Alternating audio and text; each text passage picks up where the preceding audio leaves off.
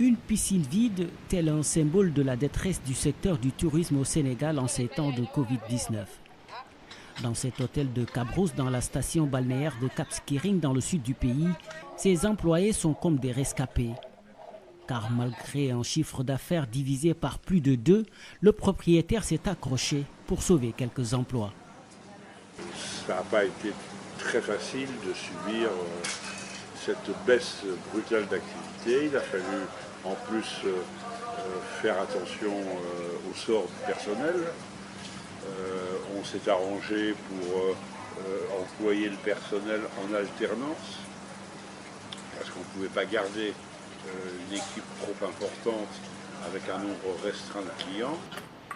Les employés de cet hôtel se considèrent d'ailleurs comme des chanceux. Une chance que n'a pas eu Lamine Diop Sané. Ce guide touristique a tout perdu, son emploi, sa passion. Aujourd'hui, c'est un homme abattu qui revient dans son lieu de travail, jadis parmi les plus prisés de Cap Skirring. J'ai envie de pleurer, pour dire vrai. J'ai envie de pleurer parce que cet hôtel-là, c'est un hôtel que j'ai quand même vu naître. Donc c'est un hôtel dans lequel j'ai commencé à exercer ma fonction. Mais aujourd'hui, j'ai vraiment le regret de voir cet hôtel-là dans l'état où il est. Mais cette chute des activités touristiques ne touche pas que les travailleurs du secteur hôtelier. Le patron de cette entreprise de location d'engins de loisirs ne sait pas où donner de la tête.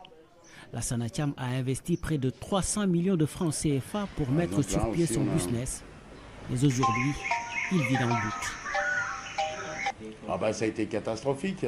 Moi, j'ai investi énormément d'argent dans les quads, dans les buggy. Donc j'ai investi aussi dans des kayaks, dans des Rosalie, dans des vélos, dans des jet skis, dans les wakes. Bon, j'ai une base nautique complète, une base terrestre complète. Mais bon, c'est pas viable actuellement économiquement, c'est pas possible. Donc on fait avec les moyens du bord. Et là, je suis en train de me poser des questions si je dois continuer ou fermer définitivement. Et c'est dans cette incertitude affligeante que vivent les acteurs du tourisme à Cap Skirring. Et ils sont loin d'être une exception au Sénégal.